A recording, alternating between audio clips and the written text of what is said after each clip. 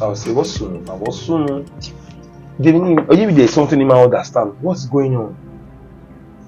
You know what soon? Oh.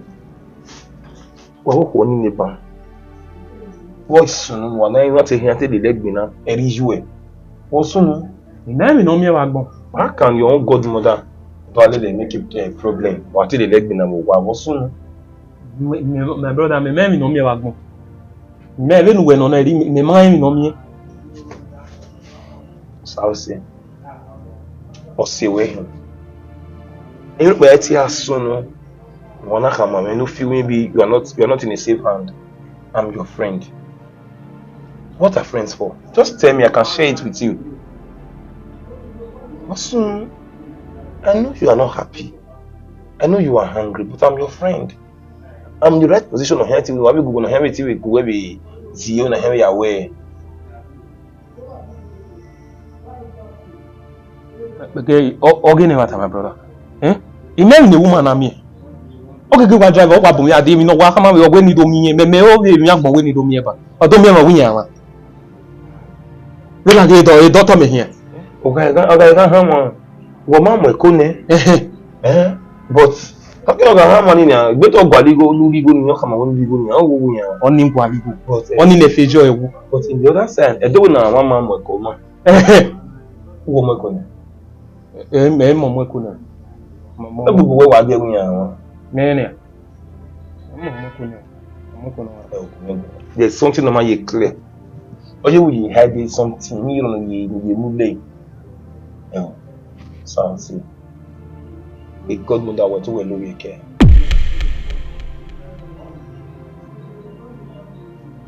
Ti lo yeke. Ti lo yeke. Oge ne mata. Do pagaro video ni.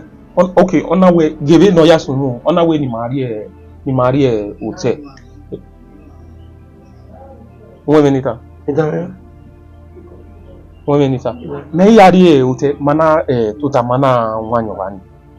My brother, a day you are be me when you make bad be. Uwe bedi me waje. Uwe bedi hotel. Ya se me we nason ime wa wanyo. Menawa they all over her, then there's nothing she could do, so she just have to allow me. So it only soon because what hamame me work nana yebeneri udu meti for me na ya sunu okay ne mo ye meti to o ma bena upani wa no ona wa bunya ade na we eri meme eri mweko ni Erifa okuna gari ma oriema. O gari ma oriema me anu water we bi amu me. Ila ni baba gen. Baba to abo ni na ni.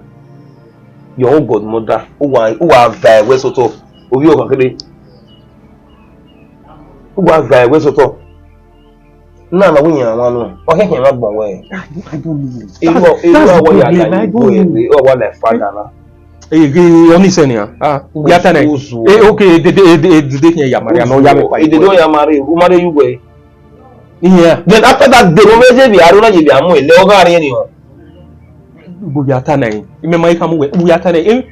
Only emi be no no atala jan. We iwe eri ga aru we okay ma we didi. Mana we nyo do. Eri juwe. Me. Okay ke no da. U dey even here explain e ma we. Wa obi na gege me no. Anyway, sha omo e waria. Omo ibaria wa. I won't advise you when you have man or anything. Who get beyond money? Oga beno ya with the you don't say they won, you know I mean doubt you. What are you saying? Wait, they do be me. My brother, congratulations in advance. I want to say. I don't want to be. Akpa. Okay, damn no okay. Erijue. Oh yeah, okay, damn. Omo me ko ni we lemo wa. Bobo lemo wa. Ishi menia. Eri obeje bi na gobe. We atana. Ani ishi menia. Ikebe wariro. Ishi menia ma fi gbon yo mi na okona igun na fi gbon yo yi. Yi me yen wa set mi mo we. Okay, damenu. O wa la yin bo ere na. Mama my friend. Take care gba o gbo o.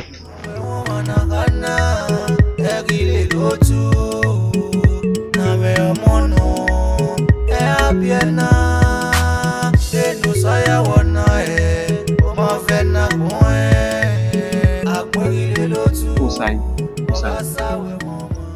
La wibu erize wosiwe.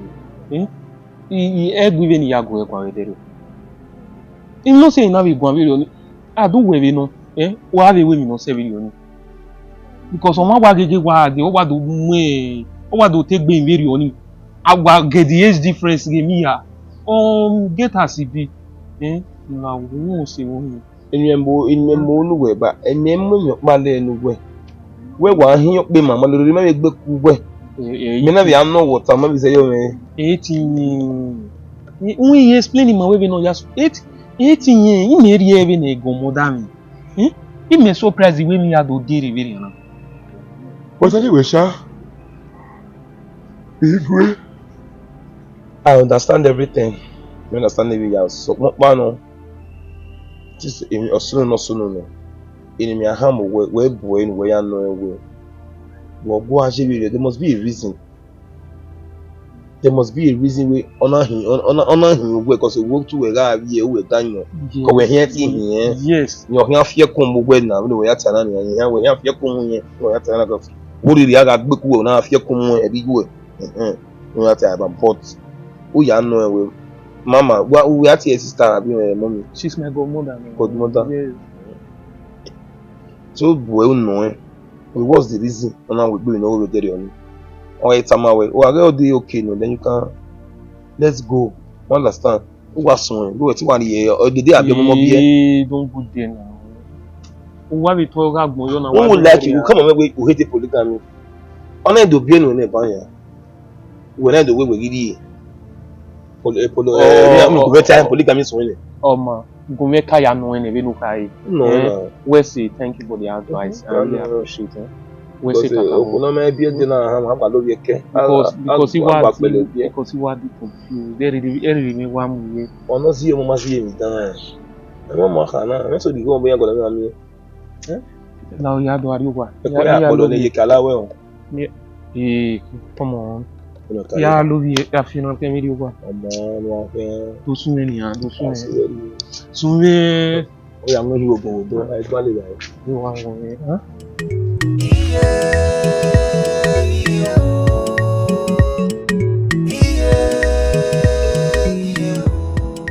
So emi we gwa lo na hin. So you want to ruin my life? At this age, who be money? Okay, boy yasunwe. Where ya money neko no Oh, SARS. Calm down. Calm down. No. Calm down. Where we raise school? At this age, you make ogun we money. Okay, easy me I want na why we not feeling? Gay. Emi ni wa ewo gwale no nya. Money ko. Oh, SARS. Period. No care alawana. Where do rock be rock wana? I don't care. Okay, me now you we don't we very me waje na nya. Oko be at your age. Imweko ne omwekore. Ojewe.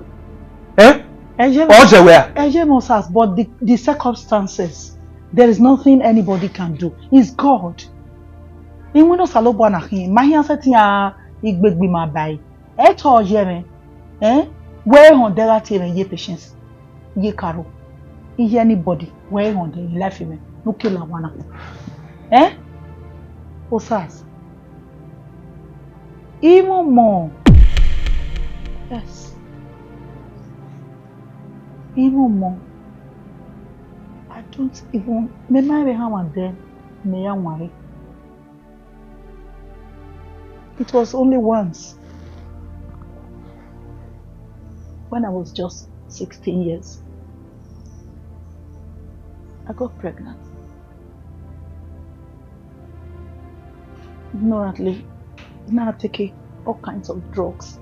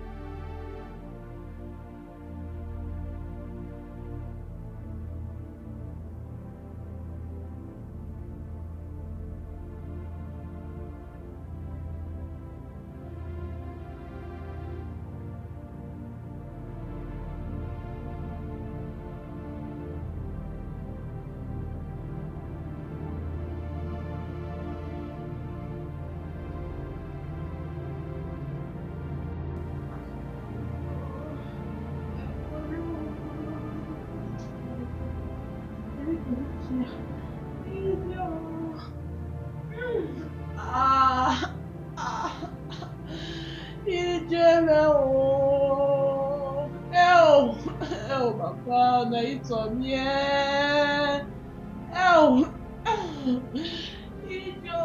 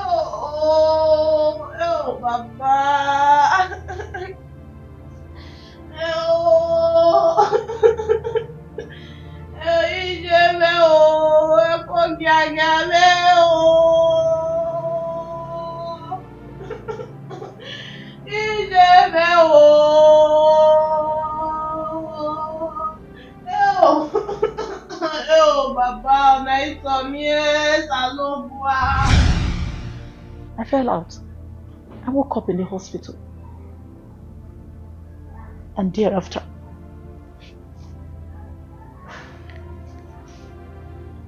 the doctor now we lost a woman. And when I came of age, with the fact in my head that I would never be able to give birth to any child, I decided to be enjoying myself with young guys like you. Cruising myself in town because I am useless. I can't give birth to any child. That's what the doctor makes me understand. And now here we are. Here we are. What do you want me to do? If you wear my shoe, what will you do? About this baby? I'm not going to abort this baby. Just calm down. Okay? Just calm down for me. Please. This is a miracle. No. Not possible now. Eh? Okay, Wakipe. Okay, that means you are ready to ruin my life. I'm not going to ruin your life. Oh, okay. Let's assume. It's me now. Why we not fear? Why we give me a school game? I'll take care of you, baby. I'll take care of you. It's not possible. I will take care of you. Osas, come back here. Come back. This is a serious affair. This is serious. Marco. This boy does not understand at all. Osai. You are worried. When you are going, you are confused. See, you come and on our new boy. In your camera, right? Or we ain't man cool. We ain't more in. Or well, Levasiva, a doctor come near where Yagi met in beer. No, that we hear me and Yena Kama, Yena Mokufua. Or we doctor now where Yagi met in your more. I didn't hear double more beer. By the grace of God. Or whether or not you lucky laona or what walking when to Yaba. Only a more for the DEGBUEYI. Oh, Canuzomo. What do you on a wajam? On my beard, the demede. At this late 50s in Nana or the one hammer. In who do expect when I am going? Oh, the Yaham, you away of one and Egbe you have a good one, a boy on him away. Eh? What a mere So we are suggesting. Yaham is when I am you will go one. Or will not hear it, Ujale revision move you one. I have moved you away. Yaham is in. Iwo kwa mame. Oga inome we no kono mame. Don't ani amu be. Mu yele kuti ari wara. Imu erije me imu boe wo wai ka do ha mi je. Yeah, sekedi we you atu elamogun. Yeah, ko din USF. What we din you? Ama ko no years nyen. Oni se no e awo cinema. Oh, kona 62 ne, 62. And is when you 55 you are what well. E give you to abog we na yari he. O je wa bie no e. Iwa mu gboko yi. Iwa mu geje iwe je wo ko mama. O bi biokpa no bi va bai. Amu pa ma wo wa.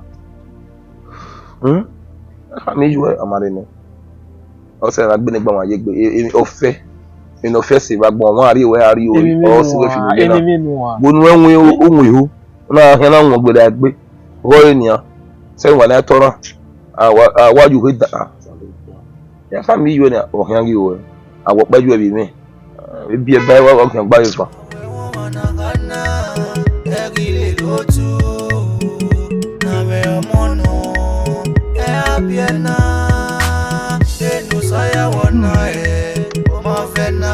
Mama boy ni mauro. I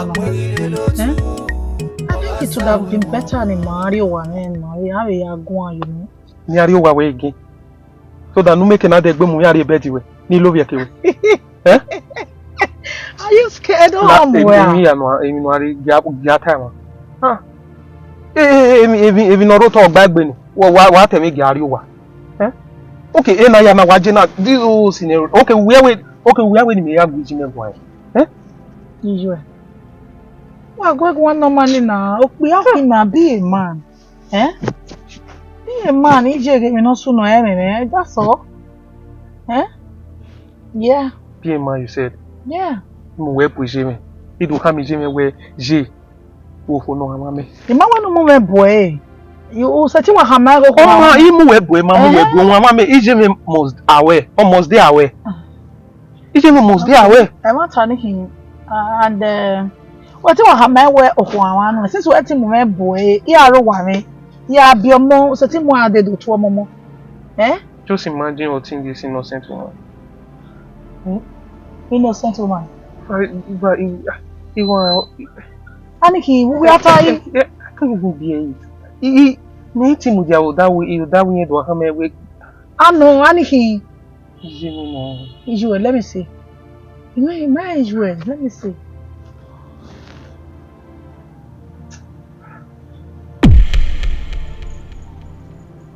So I say, Anna. Jesus Christ. I'm not so noble. Yes. Why Jimmy? Why you don't understand well, Mutiane. Why any Jimmy? You do anything? Yes, she's my mom. Jesus Christ of Nazareth! What's wrong? Who's here? What's no? Sase! Yes. How you no booking? Yes. Oh my God! Walking out. Afira. Ije.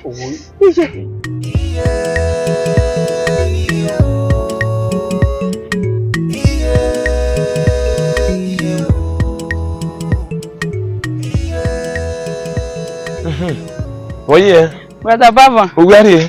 Yeah, make us meet you down. Koyo. Yeah. Everywhere good. When you ni email we. Tabeme. Oh, emi pa. You know ni go we go that way. Edo we agagbudian agbegbe. Amona budian we ya agbegbe. Binu we je, binu ya ye we wo mi we. Ile we na go daughter me, my daughter. So you go anything how to hot you we. You am be make go top before you. You understand? Oh, my way, Semego say, my way, but you can do a very nania. You might understand. Sorry, Marovier. Marovier. Okay. Only like accuse him when go say friend that lady not your godmother. Yeah. Suspecting you not don't know me. You know, with nothing like that. Only me, even now, let's say, ra in your home, eita. Nana Bamanania, Osa say, Omokono Kuni, not your godmother. Like mama. Yes. Ima onu do li on ni on we hon do we mo no mo area or yin pa bo mana go we gbon e we ni kan ma we o sa se mo ekono We sure o mo ekono so e na we ni ha ma we na sister no no hin aye to go me ne o a godmother o ka ma we working iwa po ari o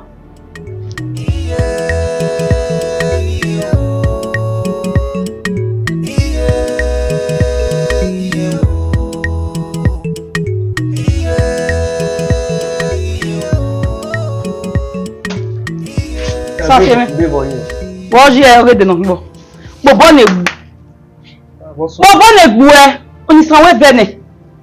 Iga ataba wejero. Umu je mama osukosko na wami. Ugo tuwa obene, ube no agbeza e. Ye go sugar mommy wo uva ko yobo. Wo sa duro a. Ime o. Wo do ma de no. Wo ni je bi you a o. Egbo mu e.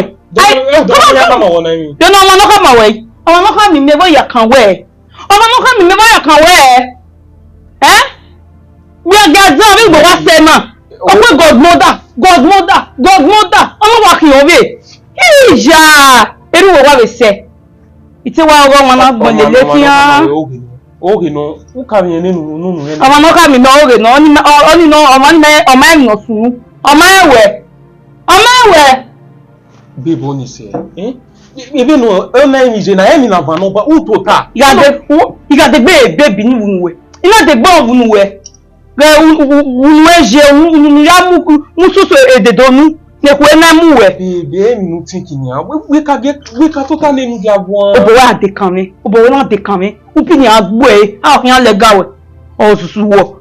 Ge, emi wa kiyan na. Kede ni na pa. E de gbe ti fun mi. O ya o wa ti eme. Ogun no fi an gbo e. Ogun no gbo e. Yo ko bi won je. Obo wa de kan o ba wa. Iwe no de boka. E bo na we ti lele we ku. Gbe kin wa gbon. Ndan. Babe.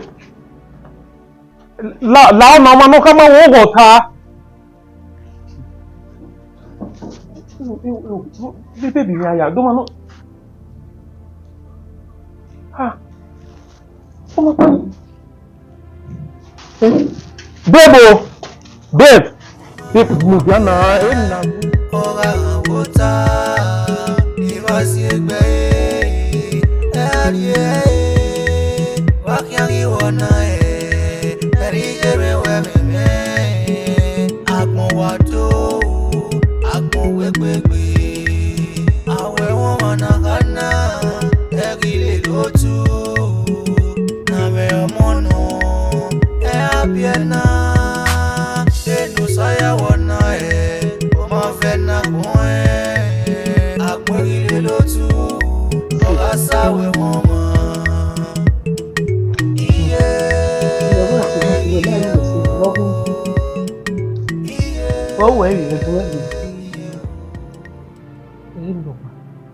Ọ̀sẹ̀ ìjọ ẹ̀kẹ́ ọmọ ni me ra mi ọ̀gọ̀gọ̀ mẹ́rí dé ọ̀hún wà ọ̀rọ̀ yìí o ìrí yẹn gẹ́gẹ́ oṣù lùkún mẹ́gbọ̀n wọ́n gbọ́ my darling my baby boy wọ́n gbọ́. Mọ́mí. Gbàgbé no gbàgbé rẹ̀ gbàgbé ó sún mi. Me ni ya. Ni ya kama wena na wo ko. Ori rẹ̀ go wo wa. O egi go ri me. Omi. Omi ko wi yan ma mi. God. Where so does it? What's it? O gba mi ba o bo re. What's it? Ẹni be gogo jidiki. Eru da pe ni ke oro sumi. Ọmọ gibe na afoko mu gbe weru ni me da yin we mu eko ni. Oh gbe. Wo pa mi bi mo bi. So we see you. On we o se Ni o ni.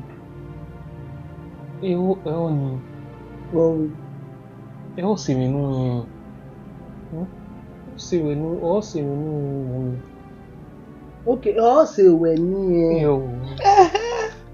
Lórí rí àkí ọ̀họ́rọ̀ kan rọ̀ náà wà ọ̀pá ìlú obìnrin náà ni. Ọ̀rẹ́ gẹ́ àyìn, ọ̀rẹ́ ló bí mẹ́ni náà ò náà rẹ̀ ràn án ti mẹ́ gọ̀gọ̀. Mo rí lábí mẹ́. Ìgọ̀gọ̀ nù ẹ̀bí mẹ́ gọ̀gọ̀ nìgbé ọmọ lórí rí àkí ro. Sister no siwe. This sister no. Osiwe nya, osiwe no ko. No siwe no ki, osiwe buni. Sister Ezigbe no. Ezigbe no. Mr. Ezigbe osiwe.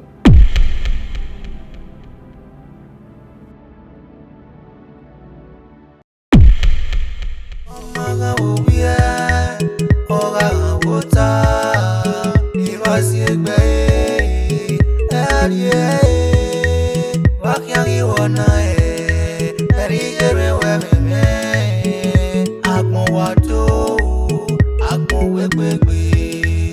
Awe wana kana egile lotu na me mono abiena enu saya wana o ma vena